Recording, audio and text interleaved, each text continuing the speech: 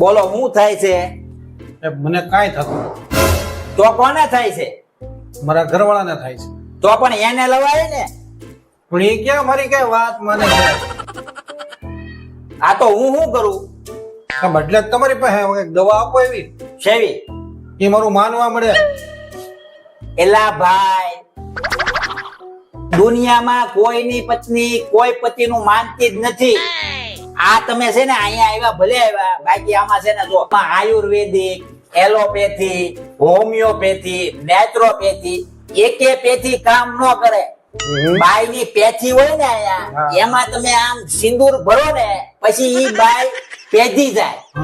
પછી એક ચૂટકી સિંદૂર તમારું બધું રમણ ભમણ કરી નાખે. સાચી વાત.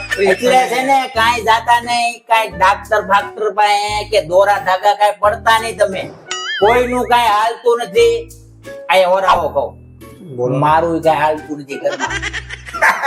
આ તો તમે હું તમારો ફેમિલી ડોક્ટર છું, તમે મારા ફેમિલી પેશન્ટ છો, એટલે આ મેં તમારે પેટ છૂટી વાત કરી. સમજાણું? એટલે આના ઉપરથી સમજાઈ ગયું ને કઈ જવાનું નથી. એકદમ. જો આની એક જ દવા છે.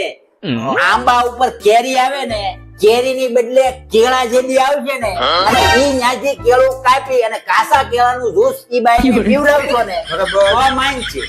પાકું? સંજીવની કરતા આગું છે. સમજાઈ ગયું તમને? પાકું સમજાઈ ગયું. બસ લાવો તો 2 પાઇન છે. 2 પાન છે ને?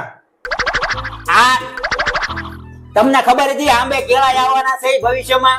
આ વાણી તમને ખબર હતી? નહીં. આ તો ઈ ખબર પડી ને તમે. હવે તમે બધા સીઝને બધા આંબા ચેક કરશો ને, અને જેવું કેળું ચડે એવું લાવીને જ્યુસ કરીને પાઈ દેશો, તો આ સલાહના છે 2 પાઇન છે. લાવો ફટાફટ લાવો.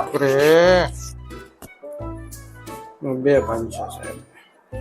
આવજો, અને આમ રસ્તામાં આંબા આવે ને નજર નાખતા રહેજો. પેલું કેળું હું ઉતારી લઉં. બરોબર. બીજું હોય તો મને દેજો. પાકું કુરિયર કરી દો. આવજો. જય શ્રી કૃષ્ણ.